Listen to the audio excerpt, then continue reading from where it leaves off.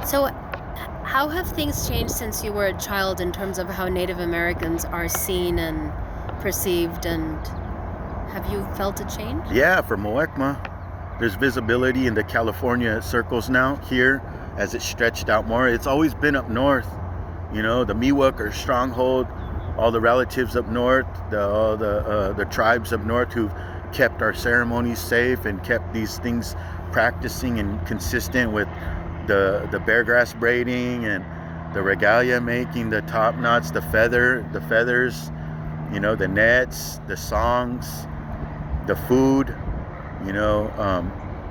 These practices have been kept safe, and now it's coming out here now. At first, you wouldn't hear about it. You just see only powwow, the plain style. Now you see more California influence. You see more shell. You see more practices that are being more brought in, and because I think their conscience, the visitors, the relatives who dance here, are more conscious now, and we're coming in, and we could speak on behalf of ourselves. We could talk on behalf of ourselves. Were you not allowed to talk on No, behalf it's of not that yourself? we were not talked. It's just we weren't probably. I don't think we were asked to talk. We're kept out of circle. It's all political. Everything is politics here in my homeland. More politics than you would see in another area of somebody else's land. Politics imposed by the Euro-Americans? Yeah. Democrats, man. Democratic parties. All the red, left, right wing. It's all the same. It's always just 4-year term, and You can't just go out and speak there? Do they make that impossible? No, now it is. Now we're No, I mean, there. before you were asked. I don't You think couldn't that we just were. go out I don't there think we and- were asked. I just don't think it was just something that Okay. was brought in. Okay. Now there's more. Now we're visible. Now we're bringing our dances. We're bringing our medicine. We're allowed in good ways to do it. But what does that mean for you, though? Yes, maybe you're being asked to speak, but what does that mean for you as a people and your land and your ways, and what does that mean? Are there any tangible changes for you as a people, To speak, apart from being able to speak? visible. The story. You got Berkeley. These are you got Berkeley. You got Stanford, you got San Jose State, you got, let's talk about my homeland, right? Yeah. I'm only talking on behalf of, because everybody has their story. But the politics put things in place so we couldn't be visible. The political erasure is very real. Can you explain that a bit? Political erasure is what is paying money for us to not, because if they start acknowledging Muwekma in the cities like Oakland, Richmond, Vallejo, right here San Jose, they start giving us proclamations and Oh, you mean like land acknowledgements? yeah, not even that. How about just pushing Congress, supporting Muwekma, that they support Muwekma and identify Muwekma as being the First Nations of this city.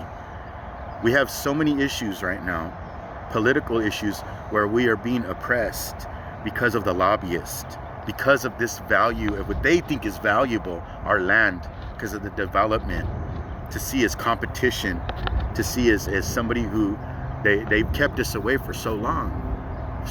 We're talking about generations of these fights that we're talking about, of political corruption. Can you explain, brother, again for our global audience, why it's important for a city to recognize you formally, or a state, or the nation? I mean, for one, it's just common respect. Yeah. That's a huge thing. It's just respect. For them to bring us in, and everybody else is why is it a process when it's just common sense that this city that has provided such a big area of economy development to the world can't acknowledge that this has been built on stolen land of the Muwekma Ohlone peoples, and our ancestors have been found under all these locations of the Adobe building, the Google, the Meta campus, everywhere, you name it. Lockheed Martin, the bombs, all these things. And it was our people went to war for the U.S., did many things, had so much influence in this developing stages to this successful economy here that can literally break off from all of the government, all of America, and do self-sustainable, but yet they can't recognize Muwekma. They will not. We've been through many different loopholes. We've been through many different stages we don't have a proof problem. We have a corruption problem. We bring everything, all of our mission statements, our docs, it's all there.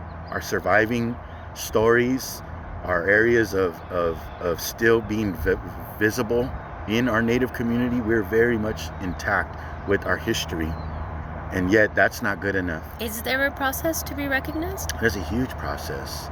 There's it goes into the Department of Interior now, right? That's who represents all natives over there in Washington, D.C. We went over there. We went to go talk to Deb Haaland.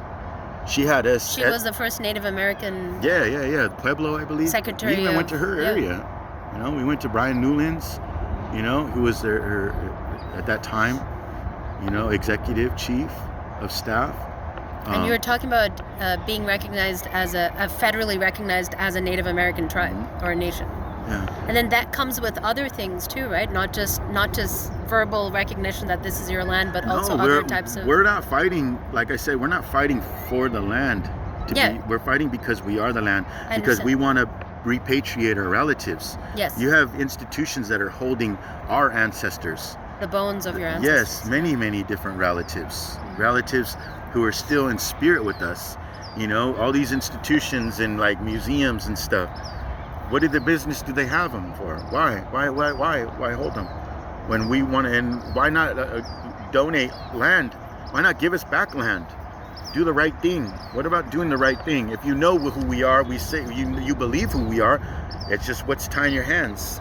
Does that happen automatically, brother? When you become federally recognized, do they give you back land? I don't know about that process. Okay. Yeah, I'm not really. I don't know. I'm I may be wondering. saying I'm political, but Yeah, I don't want to say I'm political. But that's some real political stuff right sorry. there. Just curious about it. So what? Tell us more about this journey. I think you went on horseback to Washington, D.C. Yes. Yeah, that was the Trail of Truth. When was that? We got back. I want to say 8 months ago now. How long did it take you to go? 4 to 5 months. Really? Traveling across country. Had to go and ask relatives. We had to ask relatives if they would assist us. Nations, the Ogallala, Lakota.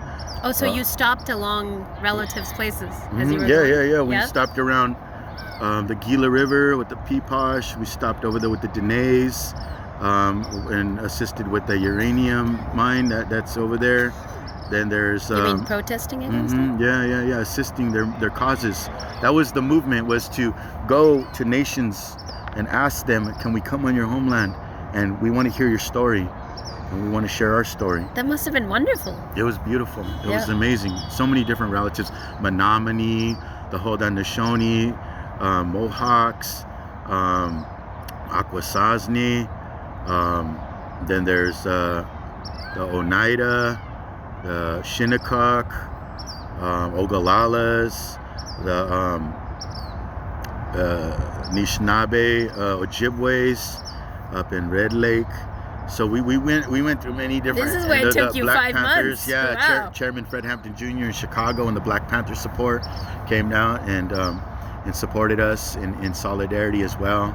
So and a lot of love from our Palestinian relatives. Yeah. Once we hit down in Washington, there was so much embracement. So were there a lot of you that ended up there, or just the ones who started out here? Did many people go with you? Yeah. It was huge. It was there was a lot. Wow. Yeah. There's a lot of footage. Type in Trail of Truth on YouTube. You can see it. That's awesome. Mm-hmm. And then you were there in D.C. for a bunch of days? Yeah. We camped out right there on the lawn, right in front of the George Washington Monument. We got removed. We got escorted off. I'm sure you were. Yeah, I was in car. I got locked up. A couple of us. Yeah, because we were protesting. They were trying to take our horses from us. And They can take your horses from Well, you? it was just they couldn't. That's why they didn't, you know. And we resisted, and all of our nations, you know, our relatives. There was some strong warriors too, a lot of strong warriors that stood strong with us to make sure that those, because they wanted to euthanize our horses. They told us, de-euthanize, right? Why? Because What did the horses do? I think it was more of like a public embarrassment, because that was during the time where like the elections was happening, and yeah, and then that's why it was Deb Haaland who issued it. Yeah, Deb Haaland's the one who actually issued us. She signed that order to get us removed from the state park, the city, the county, all these law enforcement agencies who came together and by force try to remove us from our area. So yeah, that was a really, really complicated, you know, time for anybody to understand what was the motive, why, you know.